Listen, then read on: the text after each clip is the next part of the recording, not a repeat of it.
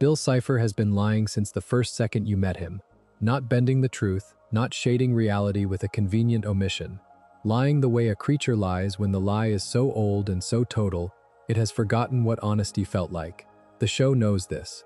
The Axolotl's poem says it outright, says he's happy, he's a liar. The entire philosophy Bill preaches, reality is an illusion, time is dead, meaning has no meaning, is not the confident declaration of an all-powerful being. It is the noise something broken makes to fill the silence where a home used to be. Tonight we are going through all of it. The philosophy, where it comes from, what it echoes in real intellectual history, and what the show quietly does to it in the end. So get comfortable, turn the lights down, we will be here a while, and if you have not subscribed to Pine Hat, it really does help us keep making these. There is something worth sitting with before we get into the philosophy, which is how strange it is that Bill Cipher exists at all. Not strange in the story sense, though that is plenty strange on its own.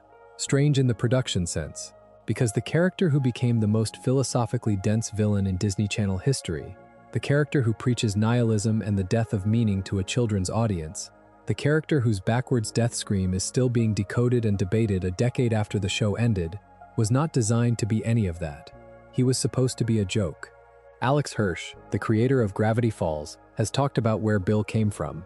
Hirsch was designing the show's main supernatural threat and thinking about iconic imagery, the kind of image that reads as sinister and powerful at a glance, something that would feel immediately loaded even before you understood what it was.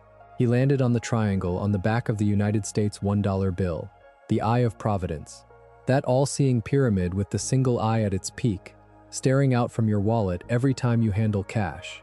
Hirsch's original idea was simple enough to fit on a cocktail napkin. What if you took that image, dressed it in a top hat and a little bow tie, gave it tiny stick figure arms and legs, and named it Bill, after the dollar bill it came from? That is the origin of Bill Cipher, a visual pun, a wardrobe joke. The image itself carries centuries of accumulated weight, whether Hirsch intended to load it or not. The Eye of Providence appears in religious art going back at least to the 17th century as a symbol of the divine gaze, God watching over humanity with perfect and omniscient knowledge. It was incorporated into American iconography during the Revolutionary period, appearing on the Great Seal of the United States in 1782, and eventually onto the $1 bill in 1935. Along the way, it was adopted, misread, and mythologized by generations of conspiracy theorists as the secret emblem of the Illuminati, the shadowy society supposedly pulling the levers of governments and financial systems and historical events from behind a curtain nobody else could see past. By the time Gravity Falls premiered in 2012, the Eye of Providence had accumulated more than a century of that particular kind of cultural weight. You could barely say the words all-seeing eye without triggering associations with secret knowledge, hidden masters, and the uncomfortable feeling that someone above you knows everything and has decided not to tell you. Hirsch didn't just draw a triangle. He drew the image that American culture had collectively decided represents concealed power and forbidden knowledge. And then he dressed it in a bow tie and gave it stick arms and put it in a cartoon about two kids spending the summer in the woods with their eccentric great-uncle. The collision between the cosmic weight of the symbol and the slapstick comedy of the execution is part of what makes Bill work as a character. He is enormous and he is ridiculous, simultaneously and inseparably, and the show never lets you forget either quality. When he is being most terrifying, he is also being faintly absurd. When he is being most absurd, he is also reminding you that he could end the world, and he kind of wants to.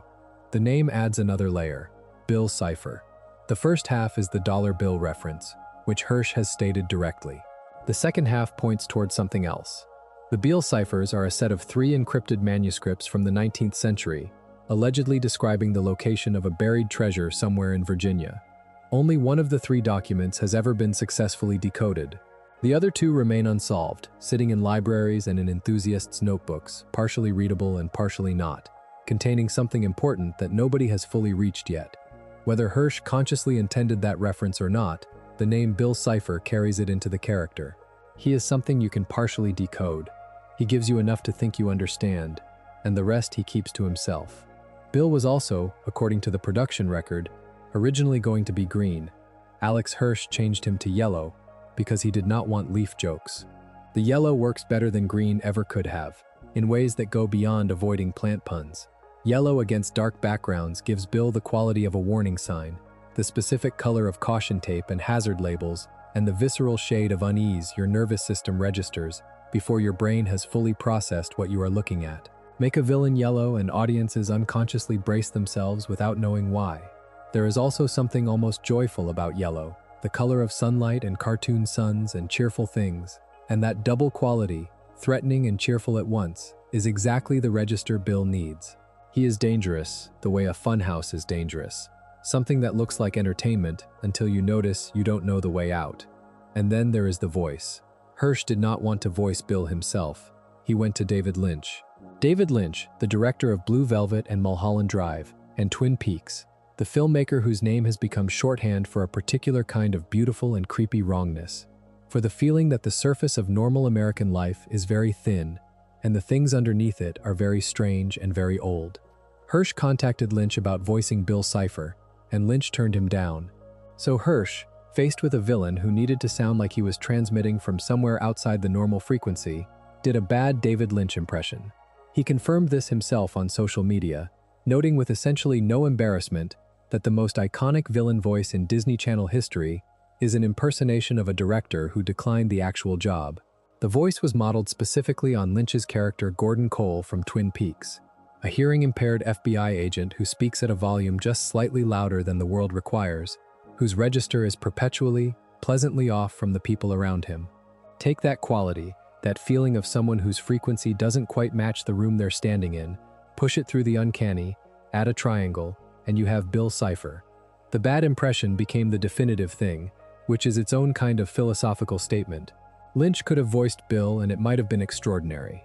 But Hirsch voicing his best attempt at Lynch, slipping slightly from the reference, landing somewhere that feels like Lynch coming through a damaged radio signal, is somehow more right for a character whose whole nature is a distorted version of something that once made sense. Bill is a copy of a universe that is itself just a hologram, at least according to Bill. Of course, his voice sounds like a transmission that has lost some fidelity along the way. The Twin Peaks connection runs deeper than the voice.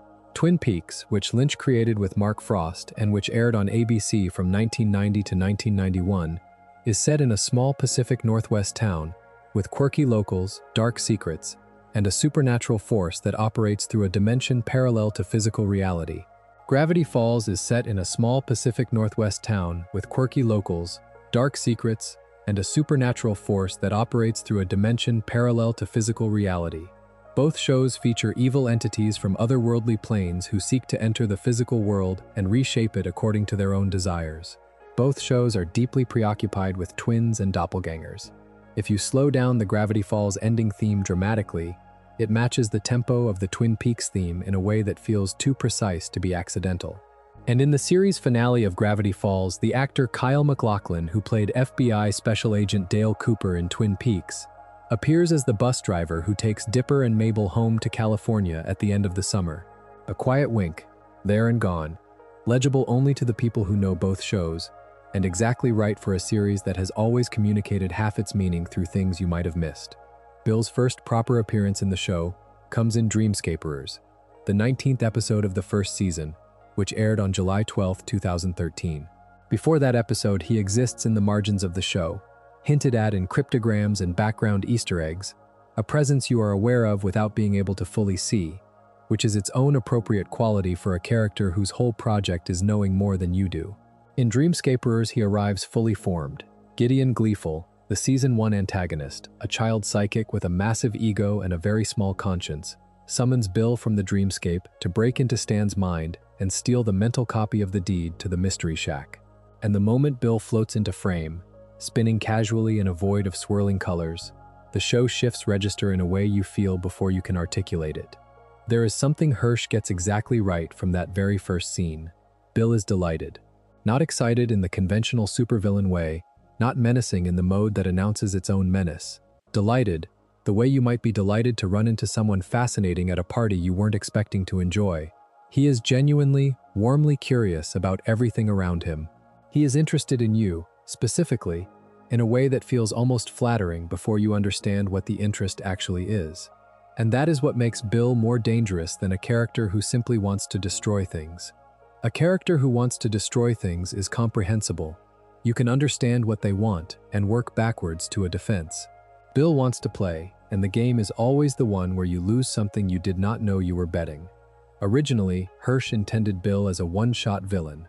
One appearance, perhaps a small recurring role later, but not the architecture of the whole series.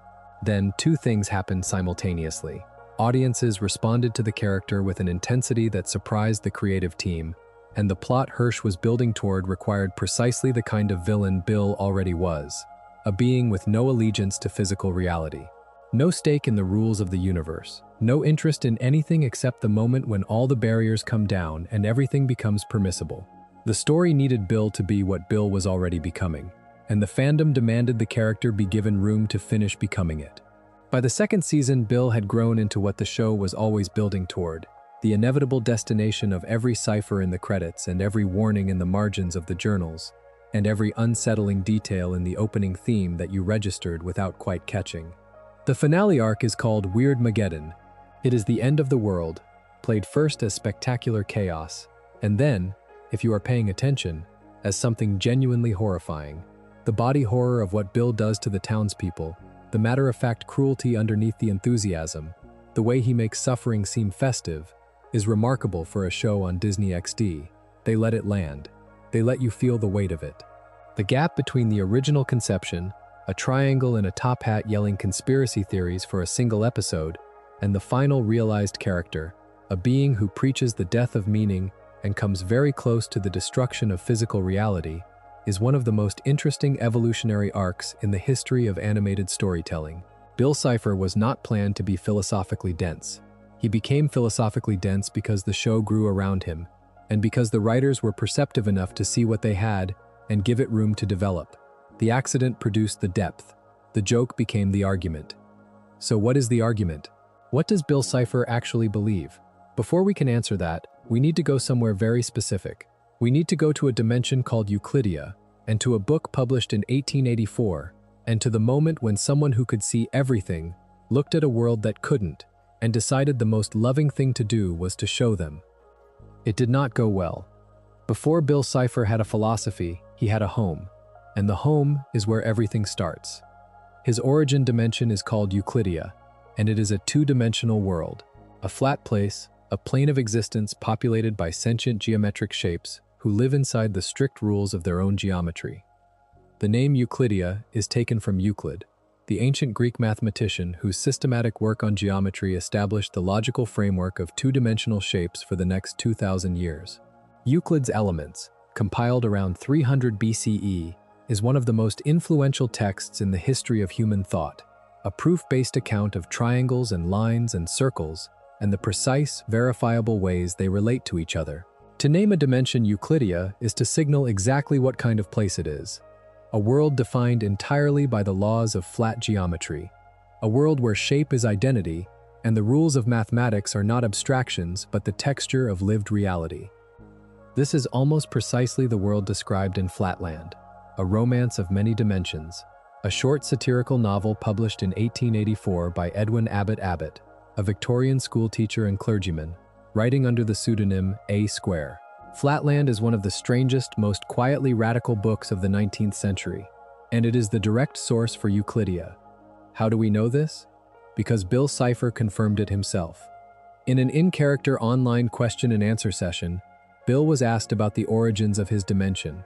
He responded, in all capitals, "Edwin Abbott Abbott has a decent idea," a direct and precise acknowledgement of the source text. In Flatland, the narrator is a square who lives in a two-dimensional world where your number of sides determines your social rank. Triangles are at the bottom, soldiers and workers. Squares and pentagons are the middle classes. The more sides a polygon has, the more elevated its status. Circles, or rather polygons with so many sides the distinction has ceased to matter, are the priestly class at the top. Women are line segments, with no angles at all, considered both intellectually inferior and physically dangerous, since a woman facing away from you is invisible from the front and can inadvertently impale you. Abbott was writing a satire of Victorian class rigidity, the way social hierarchies assign dignity and worth based on accidents of birth rather than anything morally defensible. The geometry is the metaphor. But Flatland is also about what happens when you cannot perceive the dimensions around you. The square narrator, A Square, receives a vision of a higher dimension, a three-dimensional world called Spaceland, from a sphere who descends into the flat plane of his existence.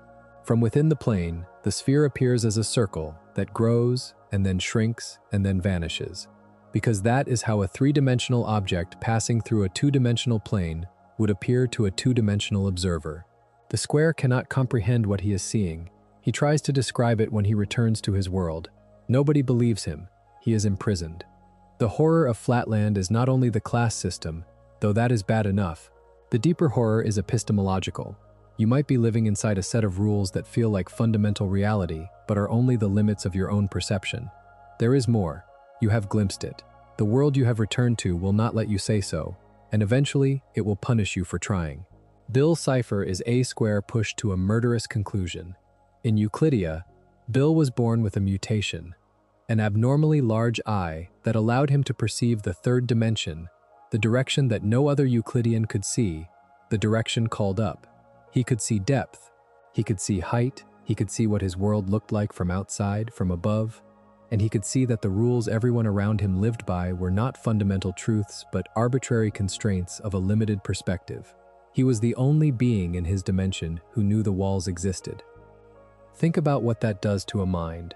To grow up in a society where everyone around you is convinced that the world is flat, that the rules are fixed, that the limits of perception are the limits of reality, and to know, with absolute clarity, that none of it is true. To be able to see beyond the edge of what everyone else calls the totality of existence, and to have no one you can share that with. No one who could look where you were pointing even if they wanted to. Beale's isolation in Euclydia was not a philosophical position, it was a perceptual fact. He was literally the only being in his dimension who could see what reality actually was, and there was nothing he could do with that knowledge that did not immediately make him incomprehensible to everyone around him.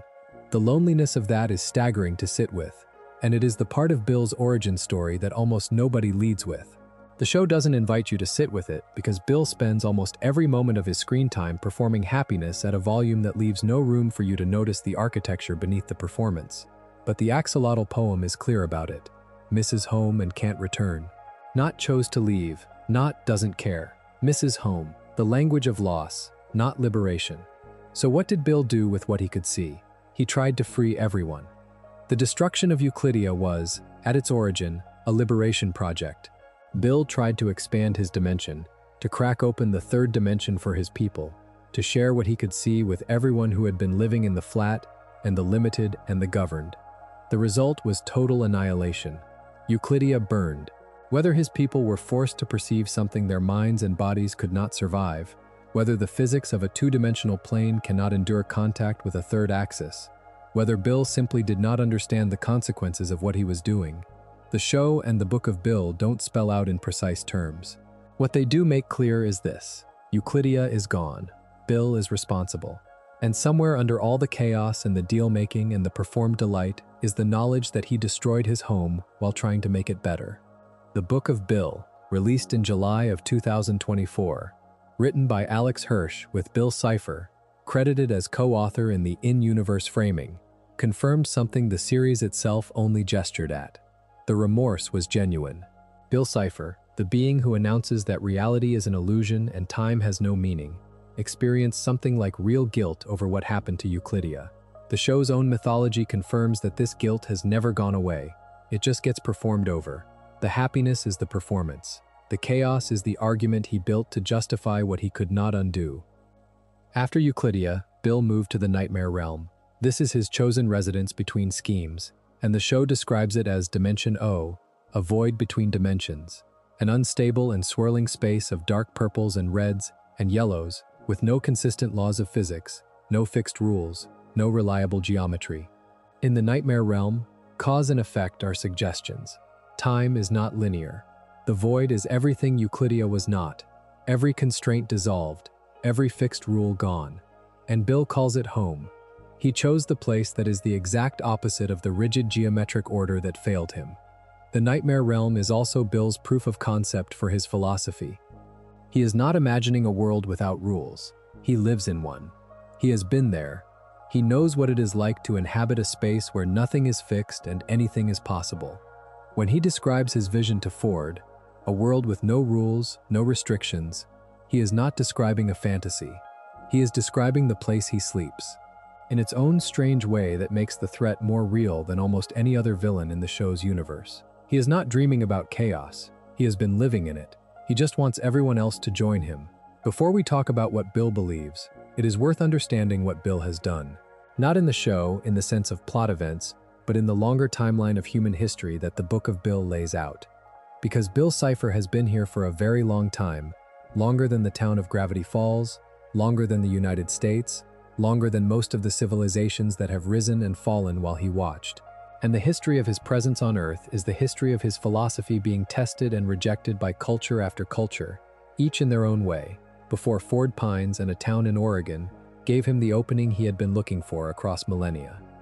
The Book of Beale establishes that his first contact with humanity was in ancient Gravity Falls, with an indigenous shaman who lived in the Pacific Northwest, long before European contact. The shaman was the first human Beale ever tried to manipulate through his deal-making method, and the encounter did not go as planned. The shaman recognized what Beale was, or at least recognized that something in the arrangement was fundamentally wrong, and rather than completing a bargain that would have served Beale's purposes, the shaman created the Zodiac prophecy instead. The Wheel of 10 Symbols, the mechanism that nearly defeated Beale in the finale, was designed by a human being who understood Beale well enough to construct the one framework that could potentially contain him. The first human who met Beale spent the rest of their life building the thing that would eventually almost destroy him. That is not a bad outcome for Beale's first mark. After Gravity Falls, Beale moved through the ancient world with ambitions that look, in retrospect, like the early drafts of the Weirdmageddon plan. He was in Egypt. He was among civilizations of the ancient Americas. He appears connected to Easter Island, that distant Pacific outcrop whose massive stone heads face outward across the ocean, in what now reads as the posture of a civilization watching for something it expects to arrive. And in each of these locations, something interesting happened. The people who encountered him did not worship him. They used his image to ward him off. The eye and the triangle that showed up in ancient iconography across widely separated cultures were not expressions of devotion to Beale Cipher. They were warning signs. They were the equivalent of the skull and crossbones that appears on containers of poison, saying to anyone who could read the symbol, "This thing is here. It is dangerous. Stay aware." This is the part that reframes the conspiracy theory associations of Beale's design in a way that most readings of the character miss. The Eye of Providence was incorporated into American founding iconography in 1782, associated with the divine and the protective. Conspiracy theories in the 20th century reframed it as a symbol of hidden, sinister control. The show's mythology offers a third reading. It was always a warning about something real. The all-seeing triangle was put on public architecture and religious texts, and eventually on currency, not because the Illuminati were signaling their power, but because the people who knew about Beale were trying to tell future generations that he was around, and you should know his shape when you see it. The attempted manipulation of the founding fathers of the United States is one of the most vivid moments in the Book of Beale's long historical account. Beale arrived during the drafting of the Constitution, the document that was going to establish the rules of the new republic, and he offered the framers an alternative version of the foundational text. Across the original text of the document, the word anarchy was written. This was Beale's constitutional proposal, not a modified version of the document, not an amended draft, but the whole thing replaced by a single word that names the absence of all the structures the document was trying to build. The founding fathers declined. The offer was refused. The constitution they produced was not perfect, not even close, but it was an attempt to build something, to use words and logic and compromise to create a structure that would hold multiple competing interests in a form that could sustain itself across time. Beale wanted to replace that with nothing. They chose the something. This historical arc tells you something important about how Beale's philosophy has functioned in practice over the centuries. He does not want to liberate specific people from specific unjust systems. He does not distinguish between oppressive structures that deserve to be dismantled and organizing structures that make community and cooperation possible. He wants all of it gone, indiscriminately, because the nightmare realm does not have categories of good structure and bad structure. It has the absence of structure, full stop. The anarchism Beale offers is not the anarchism of people who believe in human potential and want to free that potential from the constraints of state power. It is the anarchism of a being who has been living in a void for thousands of years and wants to make the rest of the universe match his living room. What is remarkable about this history, and what the Book of Beale makes you feel viscerally, is how patient he has been. Beale Cipher has been trying variations of the same plan across what appears to be millennia of human history, making deals, watching them fall through, moving on to the next civilization, or the next century, or the next brilliant, isolated mind, who might be the one who finally helps him finish what he started in Euclydia. He found in Ford Pines the first human in a very long time who was both brilliant enough to build the portal and isolated enough to make the deal. Ford's specific combination of extraordinary intelligence and catastrophic loneliness was the opening that Beale had been looking for across centuries of failed attempts. And the show makes you understand that the deal was not a plan Beale hatched in Gravity Falls. It was the latest version of a plan that is as old as his first day outside Euclydia. The Salem Witch Trials of 1692 in colonial Massachusetts are the one moment in American prehistory where Beale's presence is acknowledged in the lore, and it is one of the most sobering connections to sit with. The Salem Trials are a historical episode of mass hysteria, social paranoia, and the destruction of real lives through accusation, rumor, and the violent mechanism of community fear.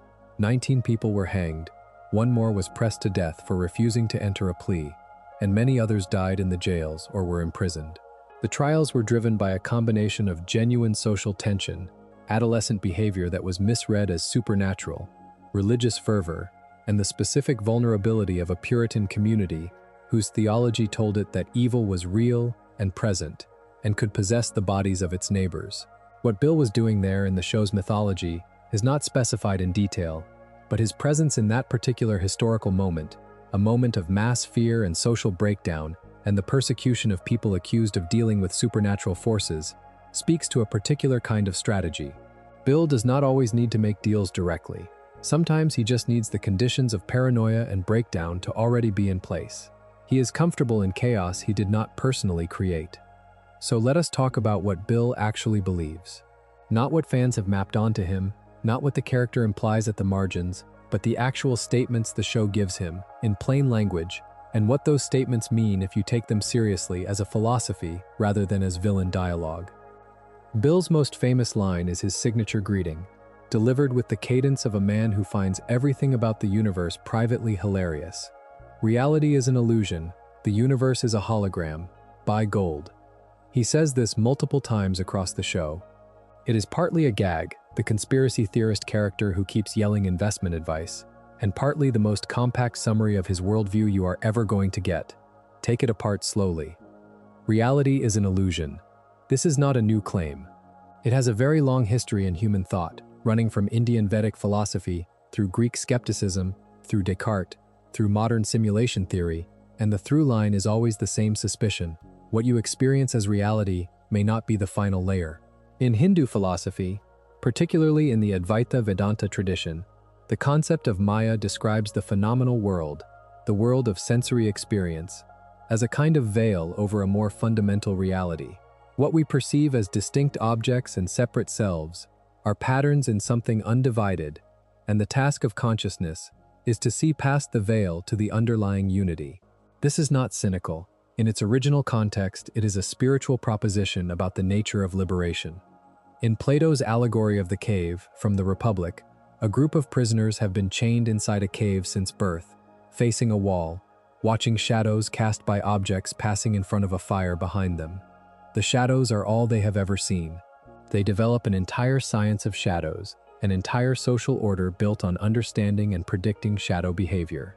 When one prisoner escapes and sees the actual objects, and then climbs out of the cave into sunlight and sees the actual world, the experience is initially agonizing. The real is too bright. They want to go back. And when they return to the cave to tell the others think they have gone insane. The ones who have never left the cave will kill anyone who tries to drag them out. Plato's allegory is about the difficulty of philosophical awakening and the violence that real knowledge provokes. It is also, uncomfortably, a very close description of what Beale did to Euclydia. More recently, in the 2003 simulation argument articulated by the philosopher Nick Bostrom, And in the broader version of the idea that became popular through films and internet culture in the 2000s and 2010s, the argument is that a sufficiently advanced civilization could run enormous numbers of simulated realities, and that statistically, it is more likely that any given conscious observer is living inside a simulation than inside the base reality. If this is true, then what you experience as the laws of physics are just the rules of whoever wrote the code. They can be changed. They might already be changing in ways you cannot detect. Beale's reality is an illusion is not a joke. It is a position that centuries of philosophical and scientific inquiry have taken seriously, without ever fully resolving. What Beale does with it is different from what philosophers do with it. Philosophers use the uncertainty of reality to argue for epistemic humility, to suggest we should hold our certainties lightly and reason carefully.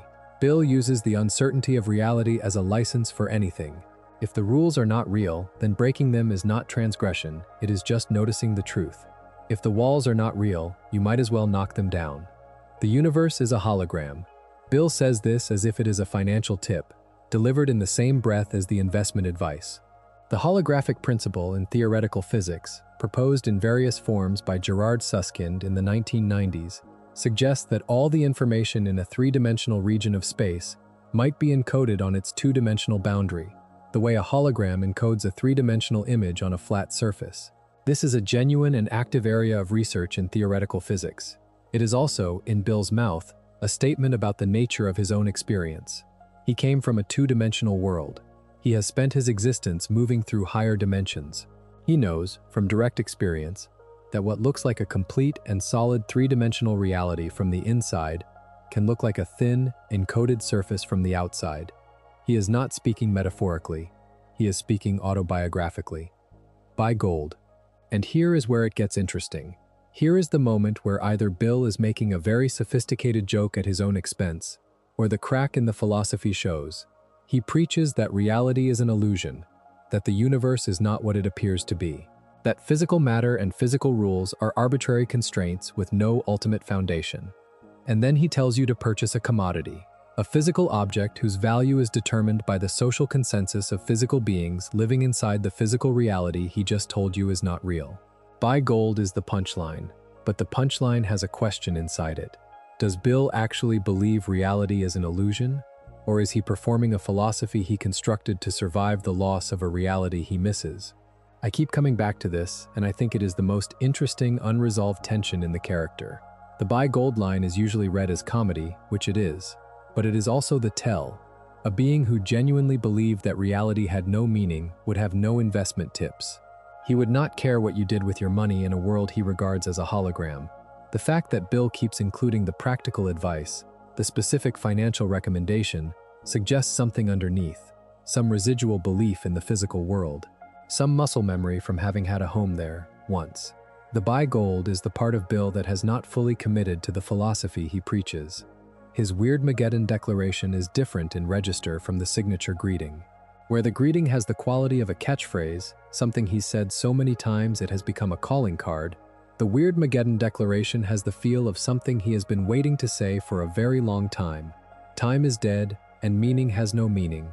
Existence is upside down, and I reign supreme. This is the announcement he has been building toward across his entire existence. It is the statement that comes after everything has worked, after the rift has been opened and his plan has succeeded. And if you listen to it as a philosophical position rather than a villain speech, what it says is this: I have finally created the world that matches my internal state. Because this is the thing about nihilism that most casual descriptions of it miss. Nihilism is not just a position you can arrive at through argument. It is also a state you can arrive at through damage.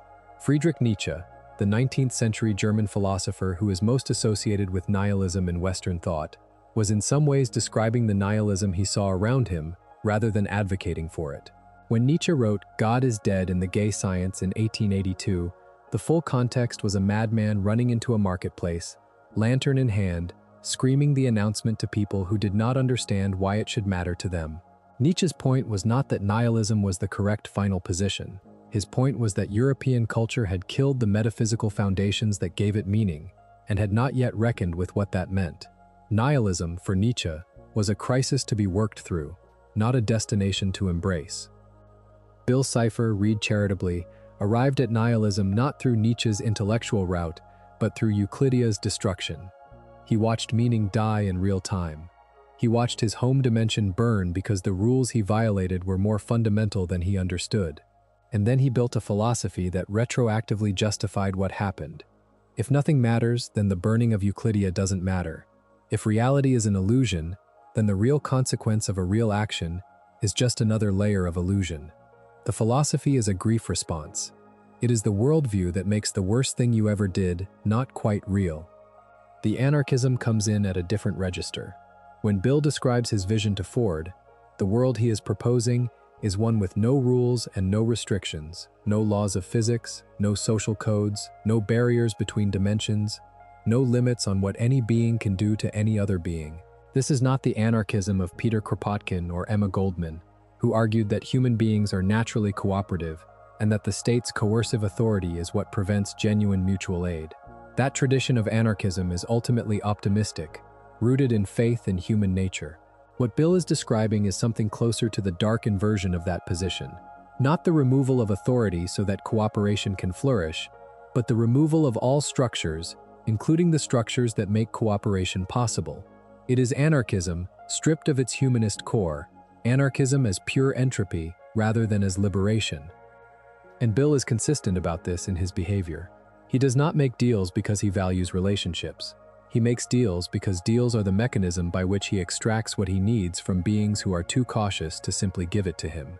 He does not break promises, not because he values honesty, but because honesty in deal-making is strategically optimal when you are the kind of entity who can construct the terms so precisely that the literal truth and the actual outcome are completely different things. Beale does not lie. This is stated or implied multiple times in the show. He manipulates through half-truths and through exploiting the gap between what you think the deal says and what the deal actually says. He is not dishonest. He is honest in the way a contract is honest, technically correct and practically destructive. The deal with Ford is the clearest example. Ford was a brilliant young scientist, isolated and insecure, who had hit a wall in his research on gravity falls and its supernatural anomalies. Beale appeared in his mindscape presenting himself as a muse who chose one exceptional mind per century to inspire, and he recognized, with precision, exactly what Ford needed to hear, that his genius was real, that his isolation was the price of being exceptional, that he had been found worthy by something that had evaluated every alternative and chosen him specifically. Beale offered total access to Ford's mind in exchange for help understanding gravity falls. Ford accepted.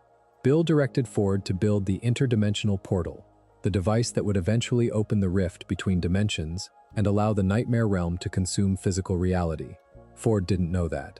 The deal never said that. It was technically honest. When Fiddleford McGucket, Ford's research partner and the show's tragic figure, was accidentally pulled into the partially operational portal and witnessed something inside it that drove him permanently insane, Ford shut the project down. He confronted Beale, and in that confrontation, Ford made a choice that defined the rest of his life. He refused to finish the portal, and he spent 30 years stranded in other dimensions as the consequence. The deal was never completed. The portal was never activated, until Stan activated it decades later as the emotional climax of Season 2, not knowing exactly what his brother had been trying to prevent. Beale's philosophy and practice is this: every being has something they want badly enough that they will make a bad trade to get it. Ford wanted recognition and understanding. Gideon wanted power over gravity falls. Dipper, in his most vulnerable moments, wanted knowledge and strength. Beale identifies the want and constructs an offer that appears to address it while actually serving his own agenda. This is the operational version of his worldview. If nothing matters and all of reality is a hologram, then you are only a fool if you fail to maximize what you can extract from it before it ends. Beale is not cruel in a random way. He is cruel in a highly targeted way, aimed precisely at the things people value most. The one thing nobody ever offers Beale that he actually wants is company. And that, more than any of the cosmic ambitions, is the thing that makes him strange and slightly sad when you look at him sideways. He has been alone since Euclydia. He has been managing that aloneness for what appears to be thousands of years, moving through human history, making deals with people who fear him or use him, and never once finding anyone who just wanted to be around him without wanting something in return. Ford was the closest thing, in Beale's own twisted framing, and Bill still could not stop himself from manipulating Ford. He could not turn off the operational logic long enough to have a real connection, whether that is because Bill doesn't know how, or because he doesn't believe real connection is possible, or because the philosophy he built to survive Euclidia's loss has made genuine connection feel like a lie, is left deliberately open. The show implies that Bill's certainty about the meaninglessness of reality is not a conclusion he arrived at. It is a position he has been defending for a very long time, against evidence he would prefer not to examine. The axolotl poem is the evidence. Misses home and can't return. Says he's happy, he's a liar. The cosmic entity who describes your happiest self as a performance is not being poetic. It is telling you the actual fact of the matter. Bill Cipher's philosophy of nihilism and chaos is true in the way that a scar is true. It is the shape that grew over a wound. It is not the wound. Now let us talk about where Bill fits in the longer history of ideas. Because Bill Cipher did not arrive into culture from nowhere. He is built from pieces of things that have been with human storytelling for a very long time, archetypes and philosophical traditions and specific literary ancestors, and once you can see the pieces, the character becomes much richer. The design is deliberate, whether consciously or intuitively. Alex Hirsch is a very well-read person who spent years at CalArts studying animation and storytelling, and who grew up in a household where intellectual curiosity was the baseline. You don't build a character who quotes conspiracy theories about the nature of reality and names him after a cipher without having spent time in the neighborhood of these ideas. The first ancestor is H.P. Lovecraft and the philosophy he called cosmicism, or cosmic indifferentism. Howard Phillips Lovecraft was a writer of weird fiction in the 1920s and 30s, whose work has had an outsized influence on horror and fantasy, far beyond what his contemporary fame would have suggested. His central philosophical position, which he expressed both in his fiction and in his letters and essays, was that humanity occupies no special or privileged position in the universe, that the cosmos is incomprehensibly vast and ancient, and that the forces governing it are not only beyond human comprehension, but entirely indifferent to human existence. The worst thing about the universe, in Lovecraft's vision, is not that it hates us, it is that it doesn't know we exist. Lovecraft's most famous creation is Cthulhu, a vast entity sleeping in an underwater city, dreaming dreams that drive humans insane simply through the act of reception. An entity whose existence and nature cannot be processed by a mind evolved to handle the much more modest scale of ordinary human experience. Around Cthulhu, Lovecraft built a mythology of what he called the Great Old Ones, entities that predate humanity and the current physical universe, that exist outside normal time and space, and whose relationship to humanity is roughly analogous to humanity's relationship to insects. Not hostile, simply uninterested. Bill Cipher has the shape of a Lovecraftian entity. He is incomprehensible to human perception in his true form. The show makes this explicit when it reveals that Fiddleford McGucket saw Bill's true form inside the partially operational portal and went permanently insane. Not hurt, not traumatized in a recoverable way. Permanently psychologically destroyed by the act of perception. This is a very specific kind of horror that comes directly from Lovecraft's tradition, the idea that there are things in the universe that the human mind is simply not built to process, and that contact with them does not expand your consciousness, it breaks it. But here is where Bill diverges from the Lovecraftian template in a way that I think is crucial to understanding what the show is doing with him. Lovecraft's entities are indifferent. They do not care about human beings in any direction. They are not malicious. They are simply operating on a scale and in a mode that makes human concerns invisible to them. Bill is the opposite of indifferent. Bill is specifically and personally interested in individual human beings. He knows names, he reads minds. He makes deals tailored to the exact psychological vulnerability of each mark. He is not the cold, indifferent cosmos. He is the cosmos that noticed you and decided you would be useful. This is a more frightening version of the Lovecraftian template, not less. An indifferent universe is terrifying, but in a way that leaves you room to live your life inside the indifference. A universe that is specifically interested in you, that has read your desires and your fears and is now crafting an offer based on what it found, is something different. It is a predator that knows you. And that is the register of the relationship Bill has with Ford and with Gideon, and in some ways with Dipper. He does not sweep in like a cosmic force and destroy things randomly. He watches. He learns. He waits until the moment is right. Then he makes the offer. The second ancestor is Faust.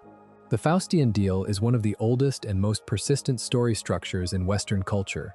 A human being, usually brilliant or talented or ambitious, makes a bargain with a supernatural figure, usually an agent of chaos or the devil, trading something essential for something desired, and finds that the terms of the bargain are not what they appeared to be.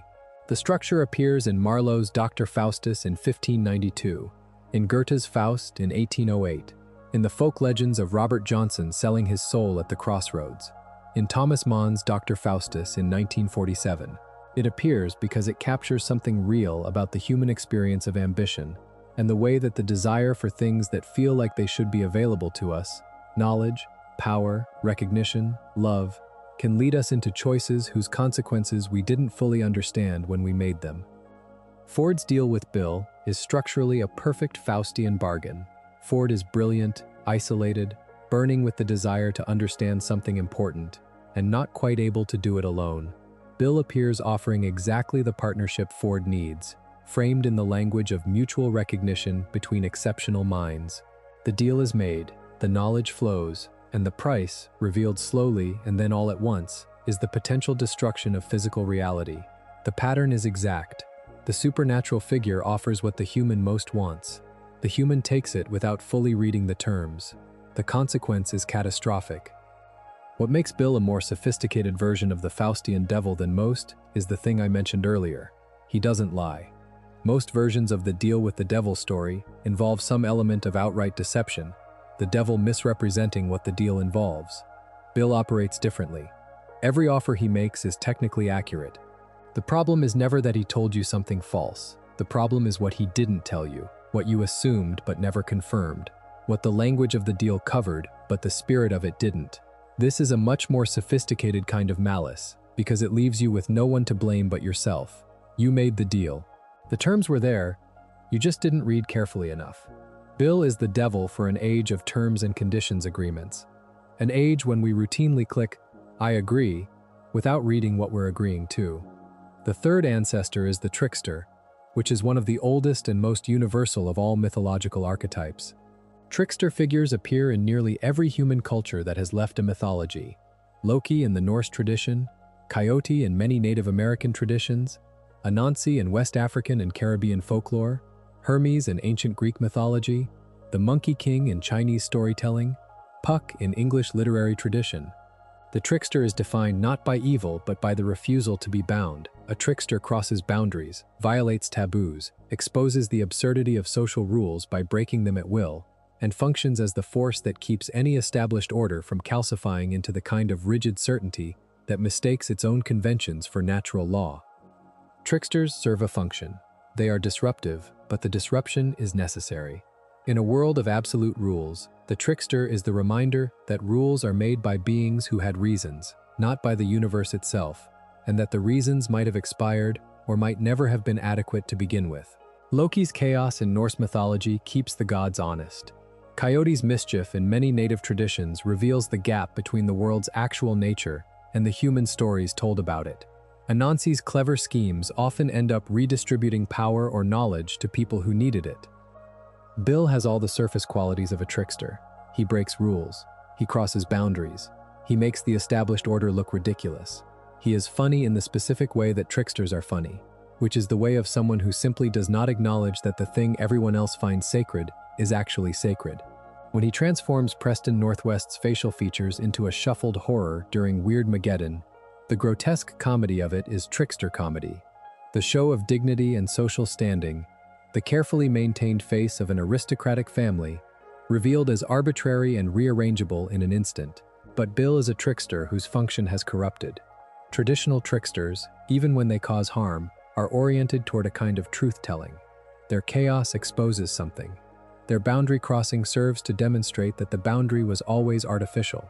Beale's chaos does not expose truth, it just destroys. He is not showing people that reality is more flexible than they thought, in a way that would expand their possibilities. He is destroying their reality so that his preferred reality, the nightmare realm's anarchic void, can replace it. The trickster energy is present, but the humanist core of the trickster tradition, the fundamental investment in the well-being of the beings being tricked, is completely absent. This is the distinction the show is drawing when it contrasts Bill with Grunkle Stan. Stan is also a trickster figure in the show's economy of characters. He is a con man, a grifter, a performance artist of deception, someone who has spent his whole adult life creating elaborate false versions of reality for paying customers. He runs a tourist trap built on manufactured weirdness. He charges admission to see things he may have partly invented. He is not honest in the way a person of strict moral virtue is honest. But Stan's tricks, even his most selfish ones, are not aimed at destruction. Stan's deceptions in the show are ultimately about protection. Protecting his family, protecting the life he built, protecting his brother. The con man and the dream demon are both performers of unreality, but the con man has people he is performing for, people he cares whether they survive the performance. Bill has no one. The fourth ancestor is the Jungian shadow. Carl Jung, the Swiss psychiatrist and psychoanalyst who developed analytical psychology in the early 20th century, proposed that the human psyche is not a single unified thing but a collection of structures, some of them conscious and accessible, and some of them residing in the unconscious, outside the self's awareness. The shadow is the portion of the unconscious where we store everything we have repressed, the traits we do not like in ourselves, the impulses we consider unacceptable, the capacities we have decided are incompatible with the self-image we present to the world. Everyone has a shadow. The more vigorously you try to be virtuous, the larger and darker and more powerful the shadow you are accumulating. Jung's argument was that the shadow does not disappear when you refuse to acknowledge it. It grows. It exerts pressure. It leaks out in unexpected ways. The process of psychological maturation, what Jung called individuation, involves confronting the shadow and integrating it into a more complete and honest self-understanding, not defeating it or destroying it, but acknowledging that it is part of you and learning to manage it consciously. Bill's cipher is the most literal possible externalization of the Jungian shadow. He literally lives in the unconscious, in the dreamscape. He literally cannot enter physical reality without being invited or finding a crack. He operates in dreams and in the secret knowledge people carry, and in the wants they are ashamed to articulate. When he possesses Dipper's body in the episode Sock Opera, the fourth episode of the second season, he is doing what the shadow does. He is moving from the unconscious to the conscious, occupying the body that was supposed to belong to the self, and doing what the self would not. Dipper Pines is the character most vulnerable to Bill, and the Jungian reading explains why. Dipper is 12 years old and burning with the desire for knowledge, specifically the desire for the kind of knowledge that would make him feel powerful and competent in a world that mostly makes him feel small. He finds Journal 3, a document full of precisely the kind of forbidden knowledge he craves. He meets Ford, who is essentially Dipper's future self in one probable version, the brilliant outcast who devoted his life to understanding the weird and the hidden. And Bill appears at every moment of Dipper's maximum vulnerability, offering exactly the thing that Dipper most wants, in terms that seem reasonable. The way deals always seem reasonable at the moment you make them. In Dreamscaperers, Bill offers Dipper information in exchange for lowering his guard. In Sock Opera, Bill offers Dipper help decoding the laptop in exchange for a puppet, and Dipper, desperate and exhausted, agrees without fully understanding what he is agreeing to. The puppet turns out to be Dipper's body. Bill possesses it and immediately begins experiencing physical reality with a kind of deranged joy that is one of the most disturbing scenes in the show. He slams the body into walls. He tastes things. He is in pain, and he is interested in the pain, because he has never been in a physical body before, and sensation, even suffering, is new information to a being who has spent centuries as a pattern in the dreamscape. Watching him occupy Dipper's body while Dipper watches helplessly from a puppet's perspective is one of those moments where Gravity Falls stops being a children's adventure show and becomes something else. The shadow, once it has control of the body, does not waste the opportunity. It uses the body in ways the self would not choose. It experiences the things the self has been refusing to experience, and it is very, very difficult to dislodge. Jung would have recognized the scene immediately. Dipper eventually reclaims his body, but the negotiation costs him. Not in the dramatic way of a formal deal, but in the more subtle way that any encounter with your own shadow costs you. You are now more aware of what you want and what you were willing to trade to get it. The shadow doesn't disappear when you drive it back down. It is still there. It always was. The show's intellectual achievement is that it doesn't pick just one of these ancestor traditions and stick to it. Beale is Lovecraftian in scale, and in the specific horror of his true form. He is Faustian in his deal-making, and in the way he targets the precise vulnerability of each human he encounters. He is a trickster in his energy and his comedy, and the way he makes the established order look ridiculous. He is a Jungian shadow in his home territory, and in the specific way he relates to knowledge-hungry young people who haven't finished understanding themselves. All of these are true simultaneously, and they don't conflict with each other. They stack. Each layer adds a dimension, which is fitting for a character whose whole origin story is about the discovery of dimensions that other beings couldn't perceive. Before we go further into what is going on inside Beale, there is an episode that deserves its own attention, because it is the episode where the show stops pretending that the stakes are manageable. Not What He Seems is the 11th episode of the second season, and it aired on March 9, 2015. The episode is the culmination of the Stan conspiracy thread that has been running underneath the whole series. The question of who Stan really is and what he has been building in the basement of the Mystery Shack and why he has been lying about it since the beginning. The answer, delivered in the episode's final minutes, is the portal. Stan activates the interdimensional portal, and the show marks the occasion in a way that is almost invisible, but, once you notice it, impossible to unnotice. The whisper at the end of the opening theme song, the one that has been saying, "I'm still here," across the whole run of the show, is changed, for this episode only, to "Not What He Seems." The show changed its own theme song for one episode to tell you that something had crossed a line, not with a title card or an announcer or a content warning, with a 3-word substitution in audio that most viewers would never consciously register, but that the show's invested audience, the people who had been paying attention all along, would notice immediately. It is a cipher. It is the show hiding its most important statement in the layer underneath the surface. The portal's activation is the moment Beale's plan that Ford refused to complete finally completes, 30 years later, by accident, through the love of a brother who never stopped believing the machine would bring Ford home. Stan did not know the full implications. He knew that the portal was dangerous, in some sense, the same way someone driving a car they found in a barn knows that cars can be dangerous without knowing that this particular car is loaded with something that will destroy a town if the wrong thing happens. Stan made his choice for the right reasons, and the right reasons nearly ended the world. This is the show's moral complexity applied to a character it clearly loves. Even good people, acting from love, without full information, can nearly cause catastrophe. Beale was waiting for exactly this.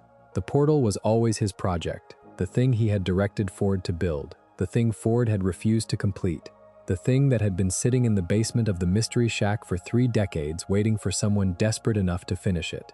Stan's desperation, his 3 decades of patient, unglamorous work rebuilding the portal piece by piece while pretending to be a harmless idiot running a tourist trap, is presented in the show as one of the most extraordinary acts of love it depicts. And it is also the act that finally gives Beale the opening he needed. The good thing and the terrible thing are the same thing. That is the show telling you something true about how the world works. There is a version of Beale Cipher that the show never shows you directly. Not the villain, not the chaos bringer, not the deal maker. The version underneath the performance. Because the performance is almost constant, and because it is so loud and so confident and so entertaining, it is very easy to watch 12 hours of Gravity Falls and come out the other side knowing exactly what Beale does and almost nothing about what Beale is. The axolotl poem is the closest thing we get to a psychological profile from a source outside Beale's own framing. The axolotl is described in the show's mythology as a cosmic entity of power surpassing anything else in the known dimensions, a being that exists outside the normal hierarchies of supernatural forces, including Beale's own considerable power. The poem the axolotl speaks about Beale is 8 lines long and functions as something between a legal verdict and a clinical diagnosis. 60 degrees that come in threes, watches from within birch trees, saw his own dimension burn, misses home and can't return, says he's happy, he's a liar, blame the arson for the fire. If he wants to shirk the blame, he'll have to invoke my name. One way to absolve his crime, a different form, a different time. Every line is doing a lot of work. 60 degrees that come in threes is the triangle, the shape of Beale himself. 3 angles each measuring 60 degrees in an equilateral form. Watches from within birch trees is the way Beale has historically spied on gravity falls from the dream world, a presence in the woods before he was a presence in the town. Saw his own dimension burn and misses home and can't return are the Euclydia facts, stated plainly and without Beale's usual spin on them.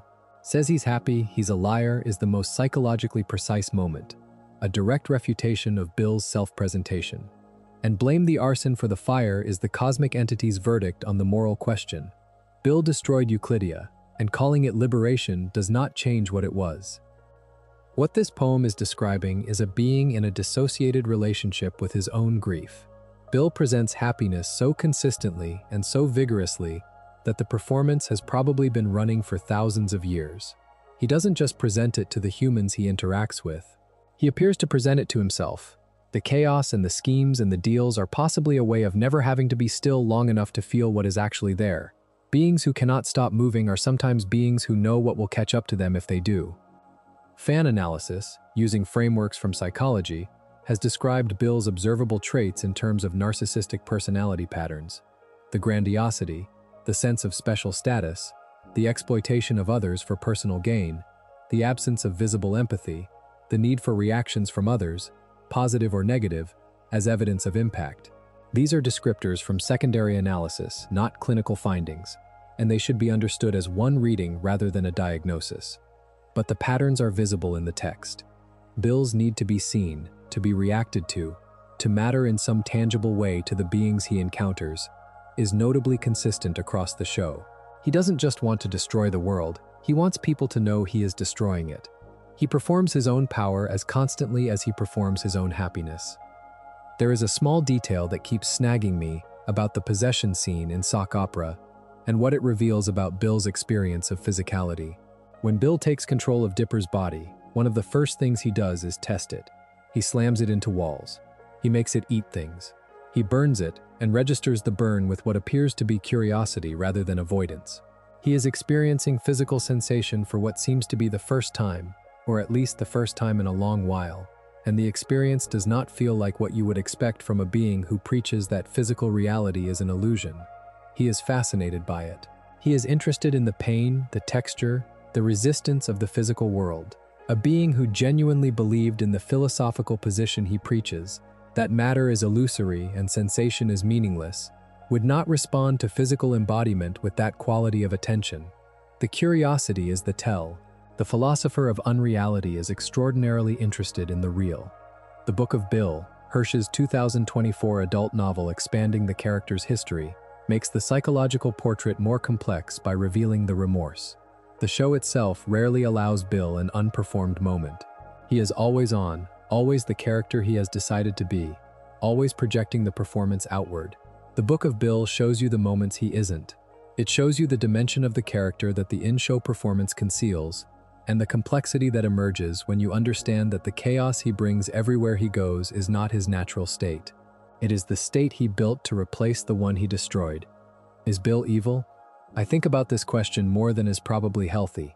The answer I keep arriving at is yes. And also, that is not the most interesting question about him. Evil is usually the name we give to the gap between what someone could choose and what they did choose. And Beale's choices are clearly monstrous.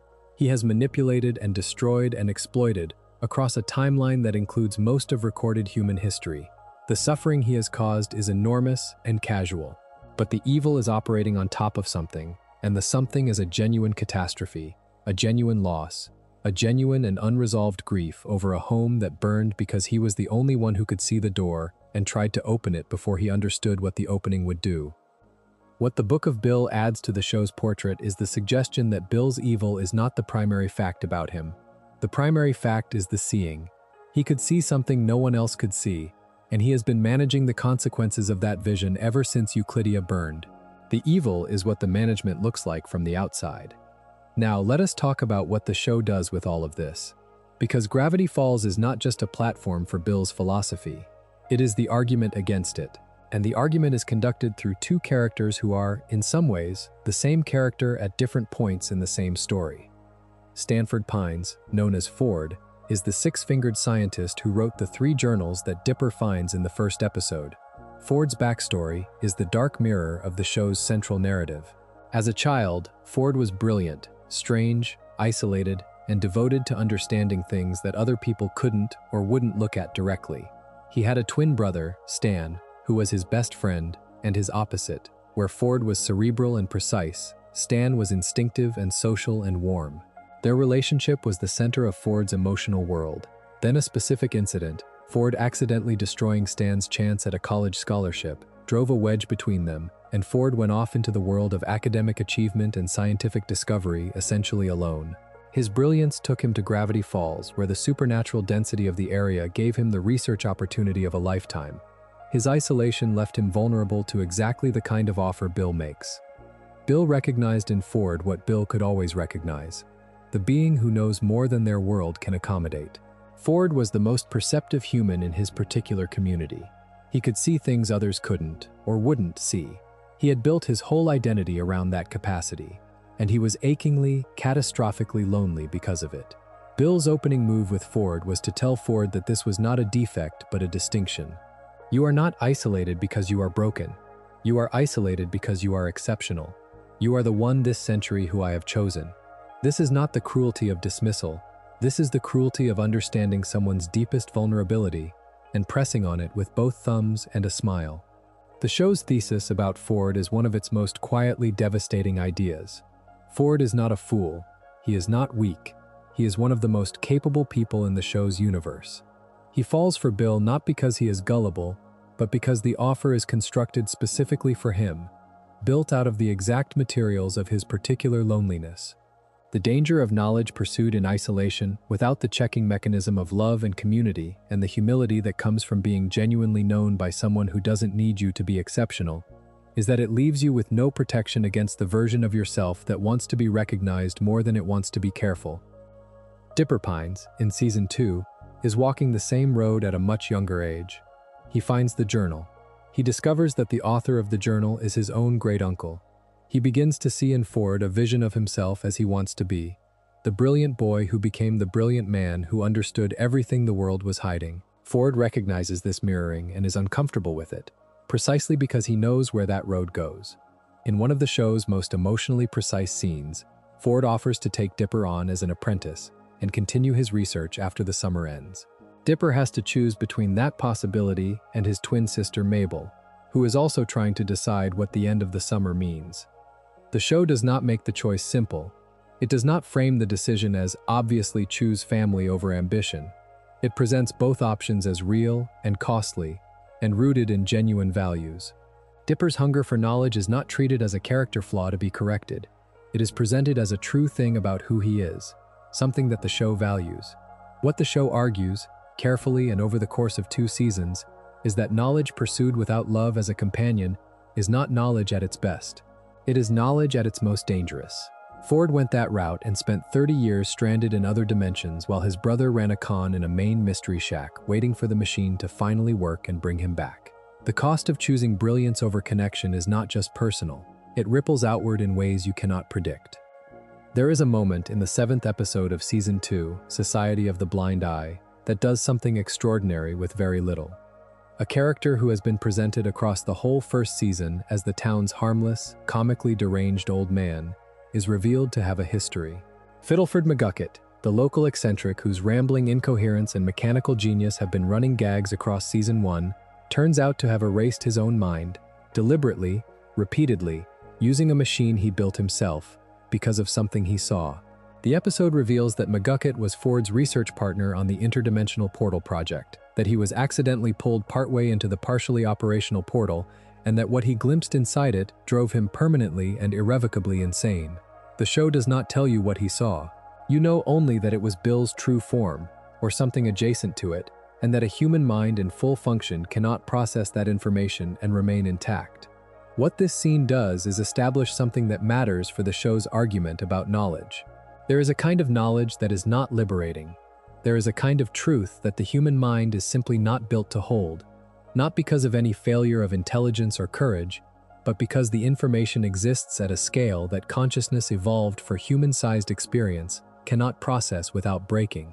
Fiddleford McGucket is a brilliant man, brilliant enough to collaborate with Stanford Pines on one of the most complex engineering projects in human history.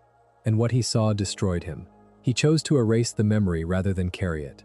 He chose to keep erasing until there was almost no coherent self left, rather than live with the knowledge of what he had witnessed. The end credits cipher in that episode decodes, via the Atbash substitution system, to Bill Cipher, Triangle. It is the show hiding in plain sight the name of the thing that destroyed McGucket's mind, encoding it in the language system that requires the most work to decode, placing it at the end of the episode about a man who was destroyed by knowing too much. The cipher is not decoration. It is a comment on the episode's subject. The name is there if you look for it the right way, in the layer underneath the surface, just as it was always there underneath McGucket's incoherence, underneath the town's surface of weirdness as tourism, underneath the summer that looked like an adventure and was always also something else.